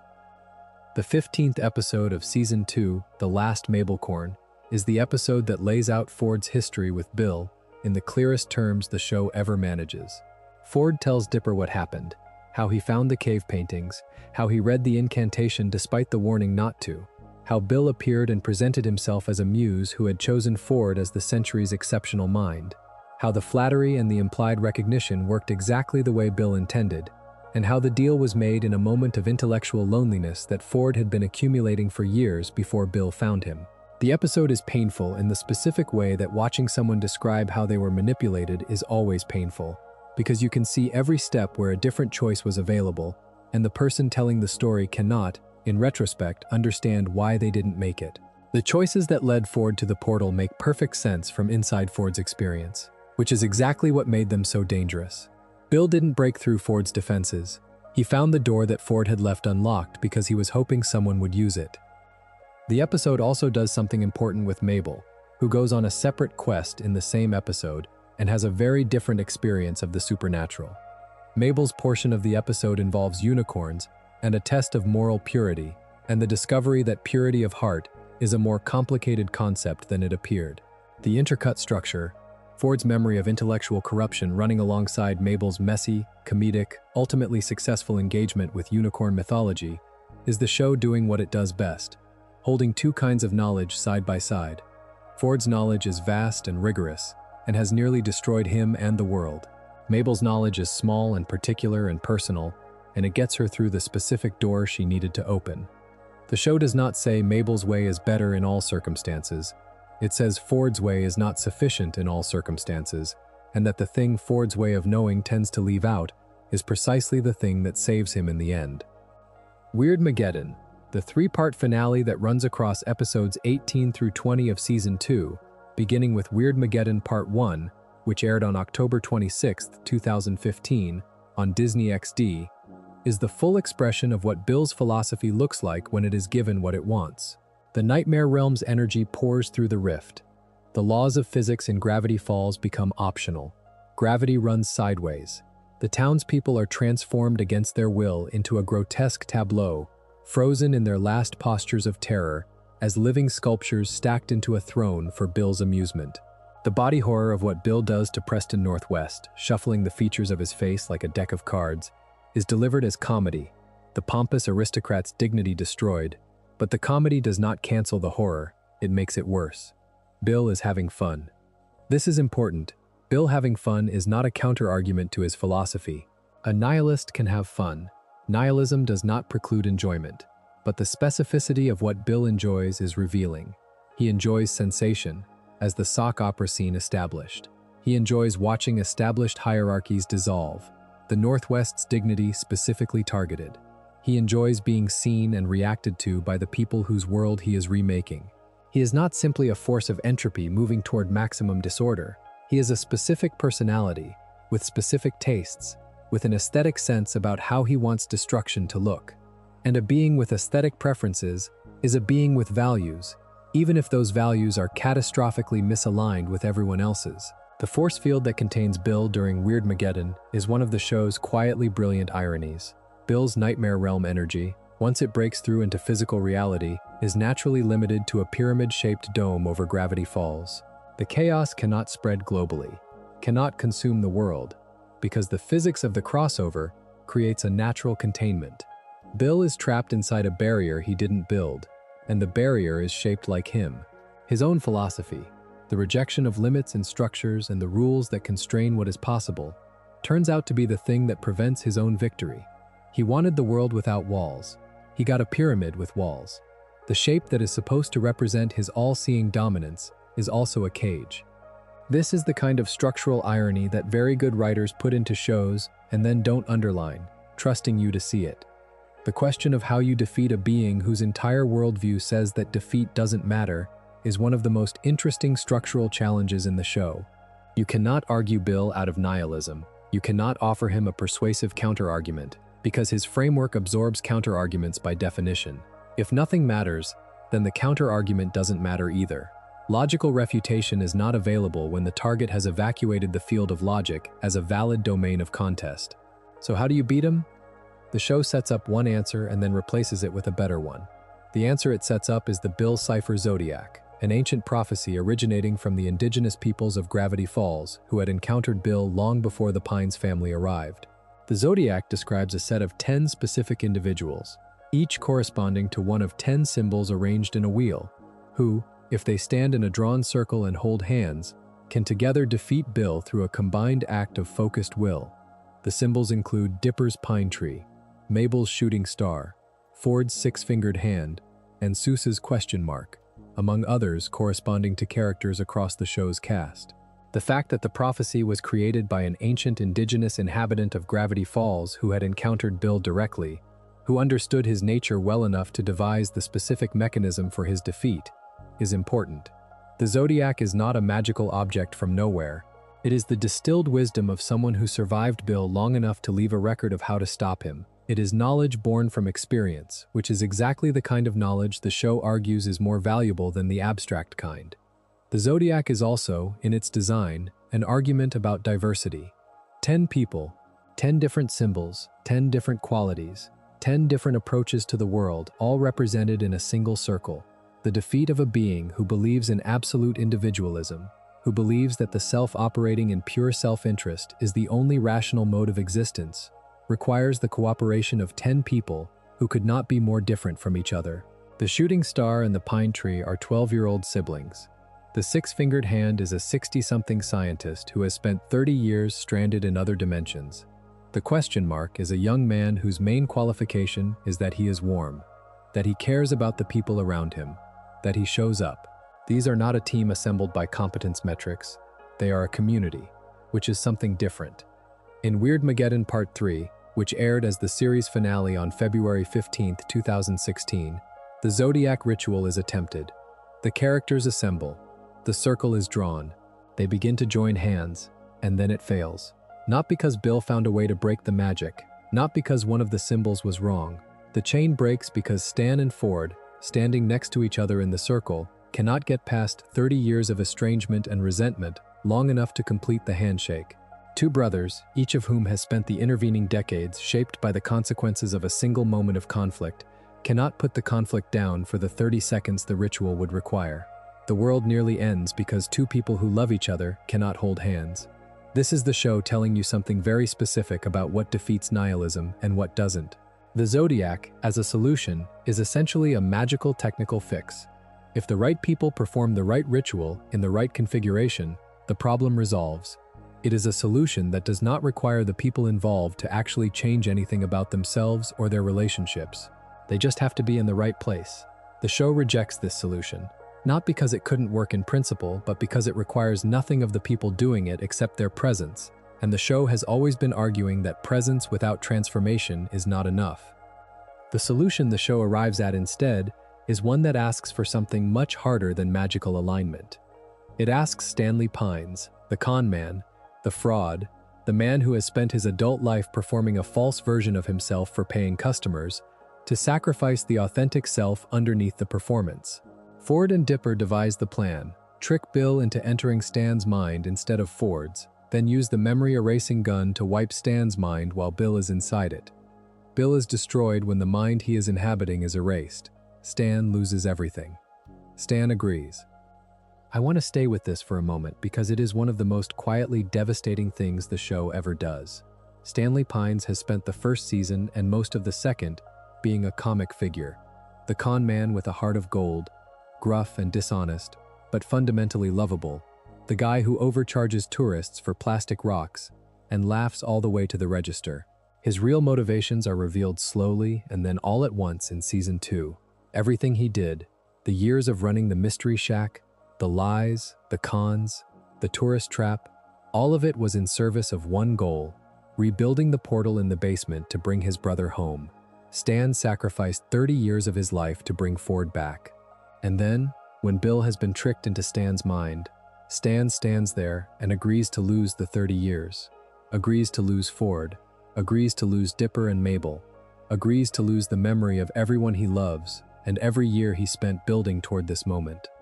He does it because he loves them more than he loves himself. That is the entire argument. That is the philosophical refutation of Bill's Cipher, delivered not through dialogue but through action. A nihilist says that self-preservation is the only rational value in a meaningless universe, because you cannot care about something that has no meaning. Stan's choice says that his own memories and his own self have less value to him than the people he is protecting. He acts as if they matter more than he does. He acts as if love is a real thing that makes real claims on real choices. The Bill Cipher philosophy, in its most reduced form, says, nothing is real, nothing matters, act accordingly. The Stanley Pines rebuttal says, everything I care about is real, and I will erase myself to prove it. You cannot argue with that. It is not an argument, it is a demonstration. Nihilism, refuted not by counter-argument, but by someone being willing to lose everything, which is only possible if everything was worth something to begin with. There is another layer to the defeat, which is where Bill's final words come in. As Bill is being erased inside Stan's mind, he screams what sounds like nonsense. The scene plays as a last burst of chaos, the dying spasm of an entity that has spent its existence trying to break things. But fans discovered, almost immediately after the finale aired, that the backwards audio of that scream is an intelligible sentence. Played in reverse, Bill Cipher's final words are, Axolotl, my time has come to burn. I invoke the ancient power that I may return. The sentence that seems like mindless shrieking is a prayer. He is not screaming in despair. He is reciting an invocation. He is calling on the one entity whose power surpasses his own, the axolotl, the cosmic being whose poem described him so precisely and so mercilessly. And he is asking for absolution. He is asking for return. The being who told you nothing matters and time is dead is, in the final moment, begging for continuity, begging for a future, asking for another chance in a different form at a different time, which is precisely what the axolotl poem described as the one available path, one way to absolve his crime, a different form, a different time. What does this mean for Bill's philosophy? It means it was never fully real. A being who genuinely believed that existence had no meaning would not spend his last words asking to continue existing. A being who genuinely believed that time is dead would not invoke the axolotl in hopes of getting more time. The backward scream is the final crack in the performance, the moment when the philosopher of nothingness reaches for something, and the reaching exposes what was underneath the philosophy all along. He wanted to go home. He wanted to exist. He wanted more time. He wanted what everyone wants. The things he had told himself and everyone else were illusions. They are the realest things he ever said. There is a coda to Stan's sacrifice that the show delivers quietly and carefully, and it is worth naming. In the aftermath of the defeat, after Weirdmageddon resolves and the townspeople are freed from the throne and the sky returns to normal, Stan does not have his memories. He is sitting on the porch of the Mystery Shack, a version of himself that does not know Dipper and Mabel, does not know Ford, does not know the summer that just happened. He is, in a functional sense, the person he was before all of it. And Mabel, who knows all of this, who knows that Stan gave up everything to save them, sits beside him and reads him his own memory book, which she made over the course of the summer as a record of everything that happened. She reads it to him the way you would read to a stranger.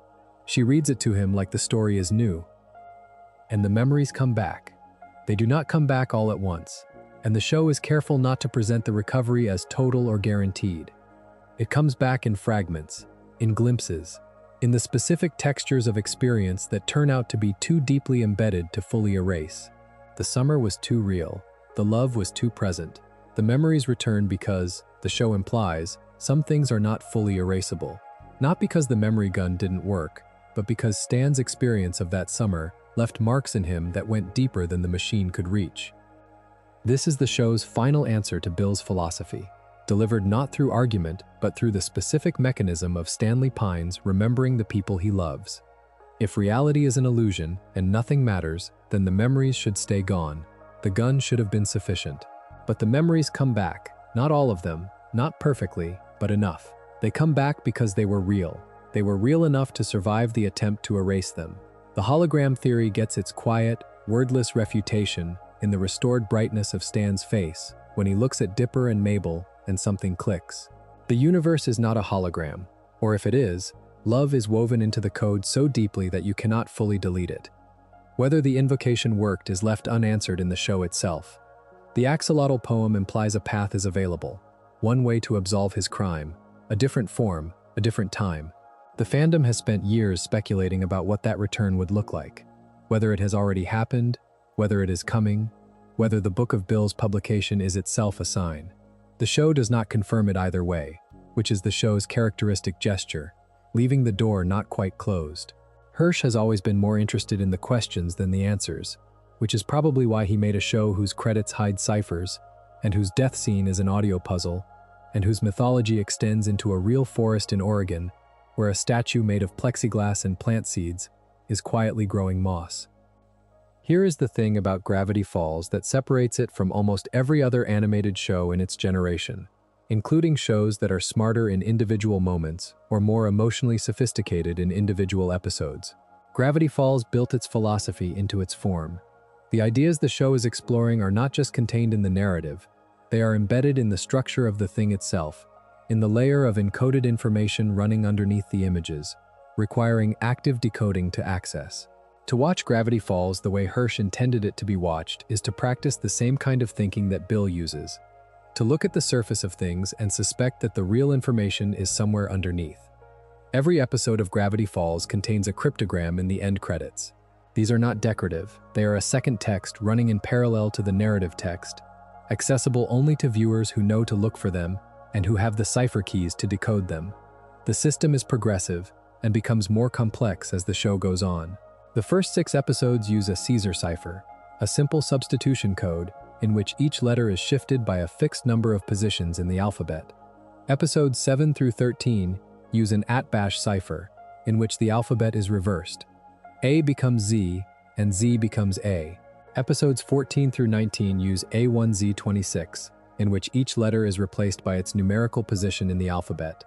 And from episode 20 onward, the show uses a keyed Vigenère cipher, which requires not just knowledge of the cipher type, but a specific keyword to decode, and the keys are hidden within the episodes themselves. The progression mirrors the show's narrative arc precisely. The early episodes are relatively accessible, the mysteries are fun and mostly self-contained, the tone is cheerful. The late episodes require much more work to follow. The stakes are higher, the cryptograms harder, the emotional weight heavier. To decode the Season 2 credits, you need to have been paying attention since Season 1, need to have accumulated knowledge over time, need to understand that the show has been preparing you for this difficulty all along. The audience that can read the late season cryptograms is the audience that has done the work. The cryptograms are a game Hirsch designed into the show, and the game teaches you to be the kind of watcher who deserves to understand the show. There is also Beale's own alphabet, a set of 26 symbols each corresponding to a letter of the Latin alphabet, which appears throughout merchandise and promotional materials and in the margins of the in-universe journals. Journal 3, the real-world artifact book released in July of 2016, written by Alex Hirsch and supervising producer Rob Renzetti, is a full-color adaptation of the fictional journal, as it might have been written by Stanford Pines, and it contains Beale's symbol cipher layered over additional coded information. The book debuted at number 1 on the New York Times bestseller list in August 2016 and remained on the list for more than 47 weeks. Not as a novel, not as a comic book, but as a supplementary text to a completed animated series, a show that had finished airing 6 months earlier. The audience stayed that attached to the world. The progression of cipher difficulty is worth thinking about for a moment, because it is doing something that most viewers experienced emotionally without consciously registering. When you watch the early episodes of Gravity Falls and the credits roll, you might notice the letter strings, or you might not. If you notice them and you are paying attention to cryptography, you can decode them with a Caesar shift, the simplest possible substitution cipher, the kind Julius Caesar allegedly used in his private correspondence 2,000 years ago. You feel clever. You feel like you are in on something. The show rewards your attention with access to a second layer of the story. By season 2, you cannot do that anymore. The Vigenère cipher that governs the late season credits requires a key word. The key words have been hidden within episodes themselves, in moments you have to catch on the first viewing or find by rewatching, in details embedded in the narrative that also function as navigation instructions for the cryptographic layer. To read the late season credits in full, you need not just intelligence but accumulated knowledge.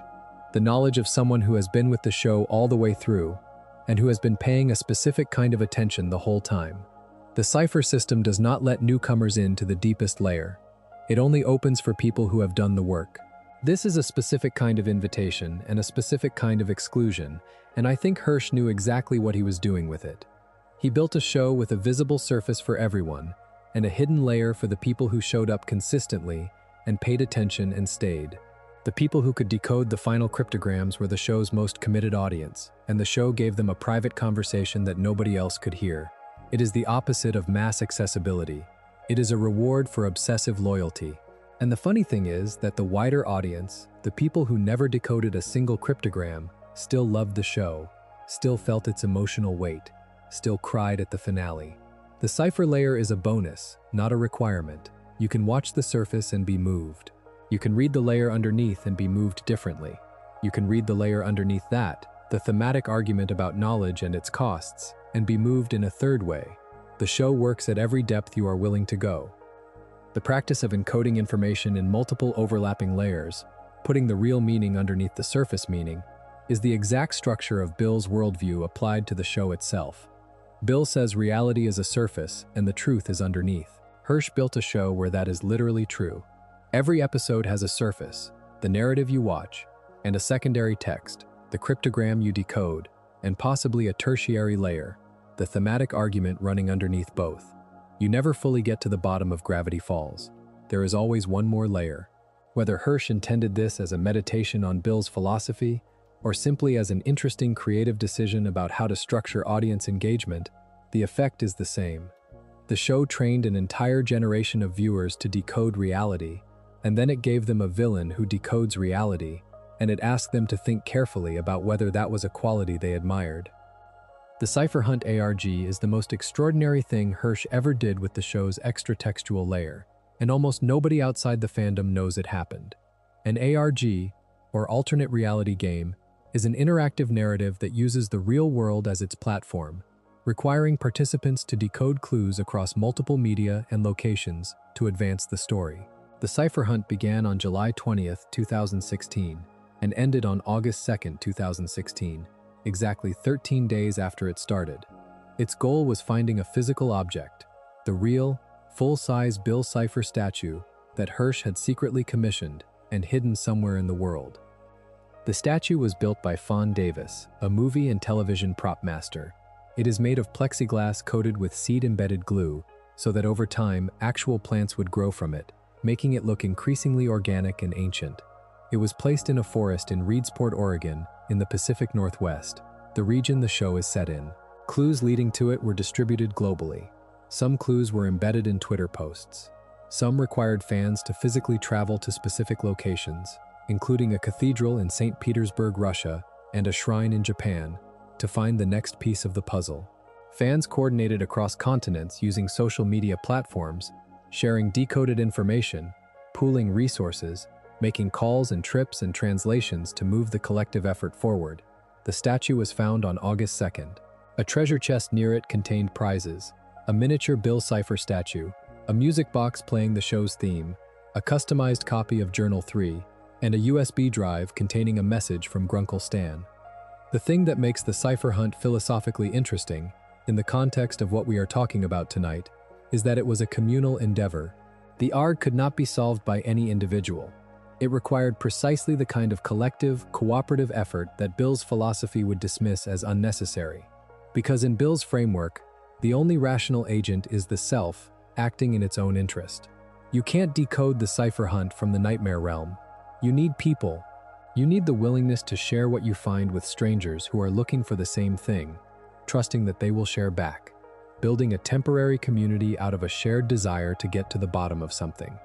This is the show's final extra-textual argument. The way to find the thing Bill is hiding is not to be more like Bill. It is to be more like the people Bill dismisses, the cooperation that Bill considers a weakness, the willingness to trust, the willingness to share, the willingness to coordinate rather than dominate is the only thing that can get you to the end of the mystery. The fans who found the statue did not do it by being smarter than anyone else. They did it by trusting each other. The statue, after being found in the Reedsport Forest, was eventually moved to its permanent home at Confusion Hill in Piercy, California, a roadside attraction on the coastal highway that had also served as a clue location during the hunt. A fictional character's monument, built of plexiglass and living plants, now sits in the real world at a real address you can drive to. Bill's cipher exists in physical reality. The triangle on the dollar bill, the Eye of Providence, the all-seeing symbol of things that are hidden, can now be seen by anyone who takes the right exit off the highway and walks into a California roadside attraction. The fictional crossed into the real. The dream demon got a body, just not the one he wanted. The Book of Bill, published on July 23, 2024, nearly a decade after the show ended, is the most recent chapter in the extra-textual story. Hirsch wrote it as the first Gravity Falls book aimed explicitly at adult readers, with Bill Cipher credited as co-author and artist in the in-universe framing, as if the book itself were one of Bill's artifacts leaking into the world. It became a #1 New York Times bestseller in August 2024 and had sold more than 850,000 copies worldwide by mid-2025. This is a completed show from 2012 to 2016 that ended nearly a decade before those sales figures. The mythology is still alive, the audience is still there. What the book does for Bill's philosophy is what a decade of distance could do for it. It complicates it. The Bill of the show is a performance.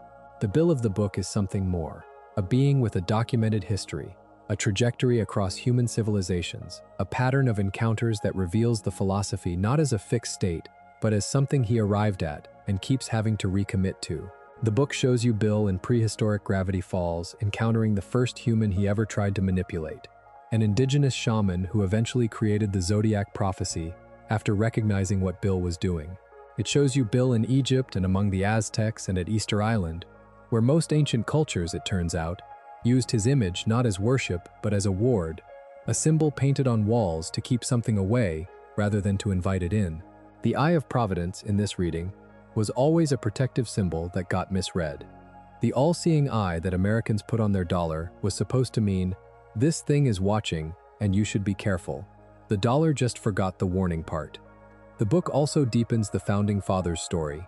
Bill appears during the early American Republic, attempting to manipulate the framers of the Constitution, offering them a draft of the foundational document with the word anarchy written across the original text, a literally anarchic alternative to the rule of law framework they were trying to build. They declined. The United States exists, in the show's mythology, partly because Bill's offer was refused. This is the show's argument about order. Not that order is always right, not that rules are always good, but that the alternative Bill offers is not liberation. It is the nightmare realm. It is a void where nothing grows because nothing can. Let us step back and think about what it means that this character exists at all, in the specific context in which he exists. Gravity Falls aired on Disney Channel and then Disney XD, the same network that gave children animated versions of The Little Mermaid and Kim Possible and Phineas and Ferb. These are not venues known for nihilism or cosmicism or extended meditations on the Faustian bargain. They are venues known for bright colors, accessible humor, and the general reassurance that things will work out. Bill Cipher is not a character you would predict emerging from that context, and the fact that he did, and that the show's treatment of him was given the room it needed to develop, is remarkable in ways the show's critical reputation has not always fully captured. The critical consensus on Gravity Falls is warm, but often undersells it.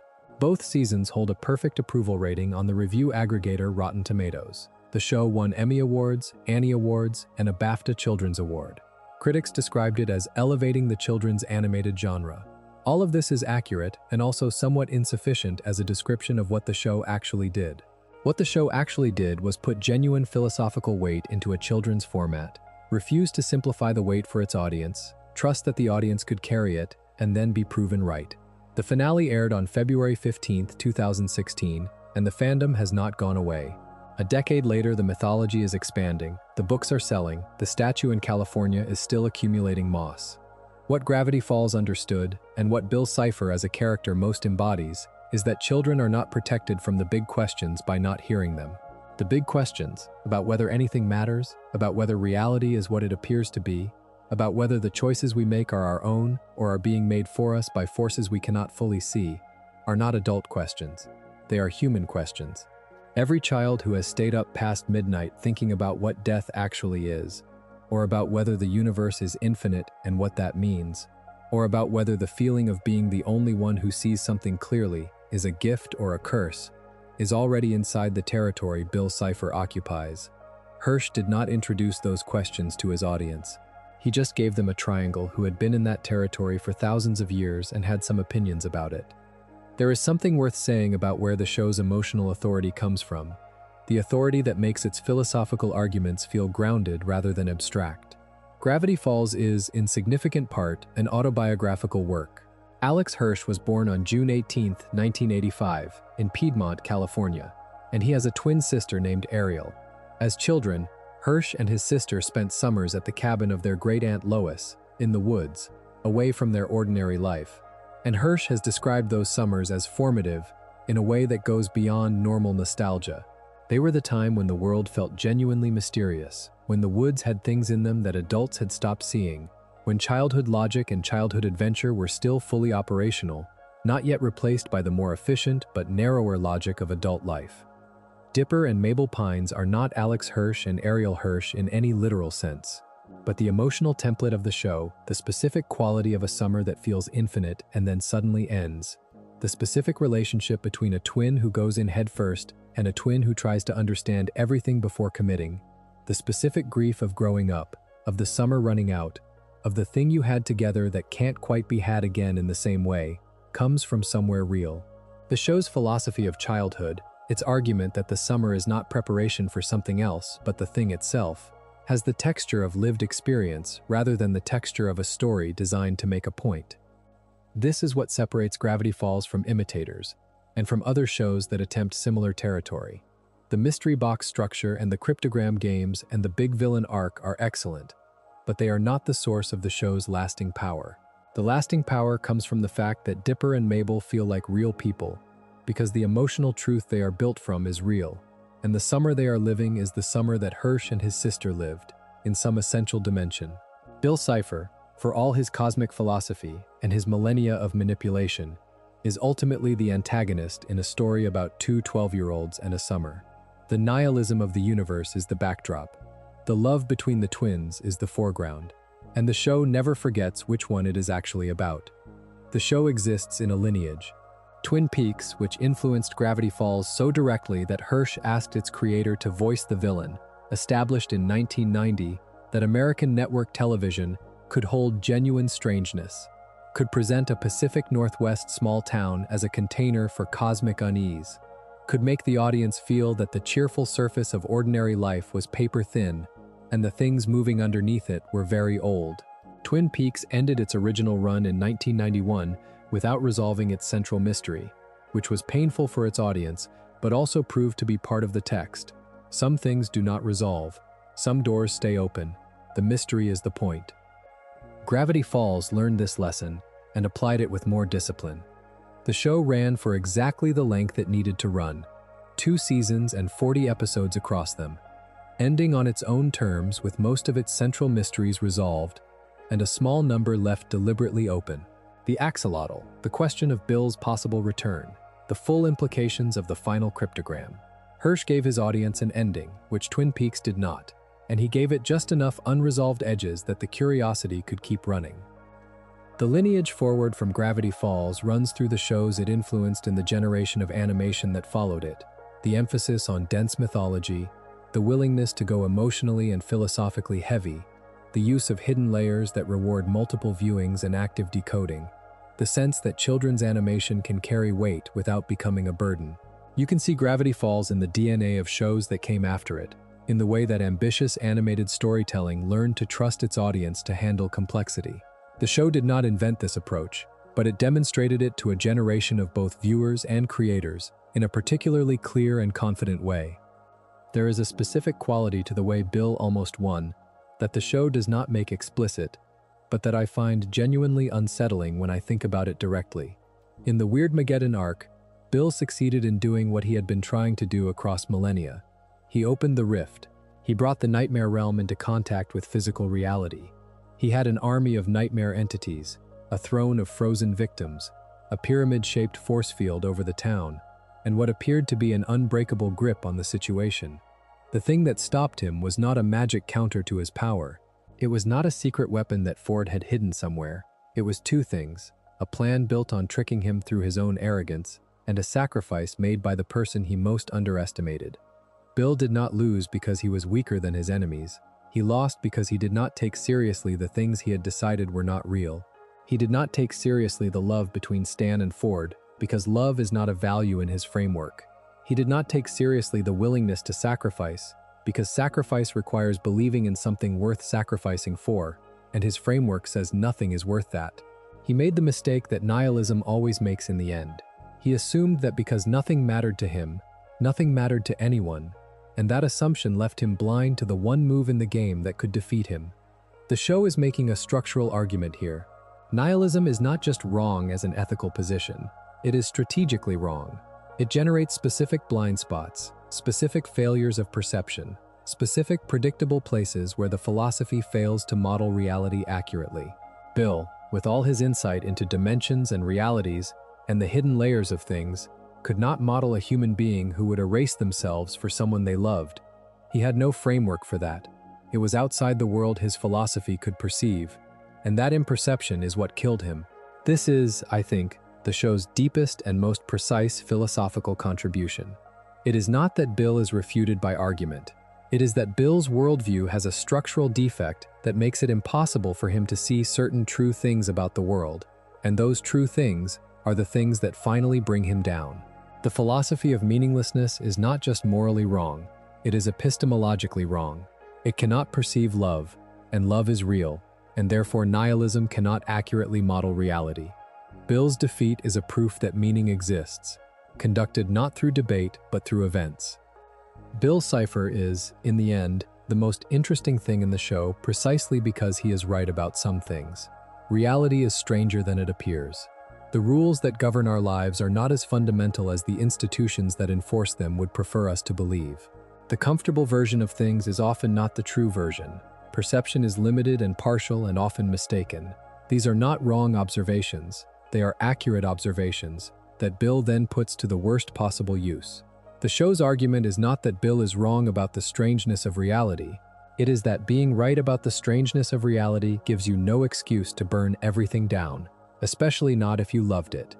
The show also does something quietly extraordinary with its central metaphor that I want to name before we wind down tonight: the triangle, the Eye of Providence, the all-seeing symbol. In the show's visual grammar, the thing that sees everything from above is also the thing that is trapped in a pyramid-shaped force field of its own making, contained inside the shape of its own symbol, unable to spread into the world it wants to unmake. The all-seeing eye cannot see past its own form. The being who can see more dimensions than any other creature in the universe is imprisoned inside his own image. The thing that was supposed to mean omniscience and hidden power becomes, in the finale, a cage. This is the show's deepest structural joke, the one that is not quite a joke. You can see everything and still not see the trap you're standing in. You can understand reality at the deepest level and still be destroyed by the things you don't understand about yourself. The great knowledge that Beale accumulated across thousands of years of moving through human history, the knowledge that reality is layered and meanings are hidden, and the surface is never the whole story, did not protect him. The wisdom he lacked was simpler and smaller and harder. The wisdom of someone who knows that something matters and acts accordingly, even if it costs them everything. Stanley Pines knew that. He had not read a single philosophy book. He could not tell you what cosmicism is. He runs a tourist trap built on fake dinosaur fossils and overpriced bottled water. And he understood the thing that Beale Cipher, with all his cosmic vision, could not see: that the people you love are real, and that if you erase yourself to protect them, the erasing is worth it. Beale looked at the universe from outside and saw that it was a hologram. Stan looked at his family from inside and saw that they were home. Bill was right about the universe. Stan was right about the part that mattered. There is a reason this show, this small Disney Channel mystery about a summer that runs out too fast, has lasted. The summer that runs out is the show's other great philosophical argument.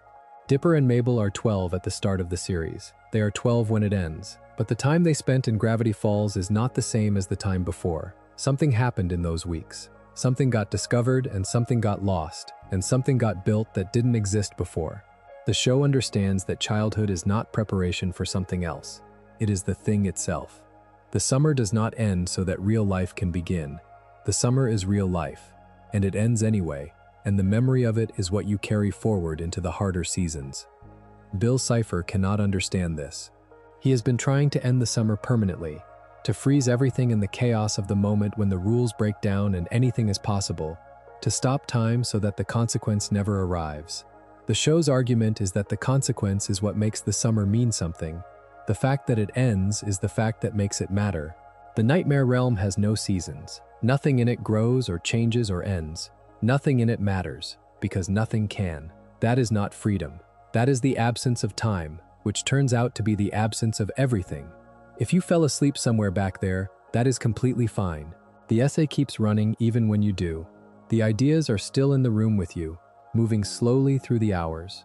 Bill Cipher preaches that reality is an illusion, and maybe it is, but the warmth of the blanket and the quiet of the room and the voice you fell asleep to feel real enough.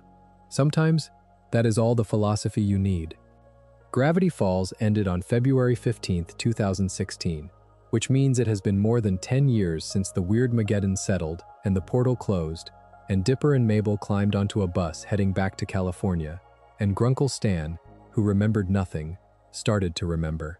A 10-year-old show that still has people watching Bill Cipher videos at 2 in the morning. A show whose villain's philosophy is still worth 3 hours of discussion.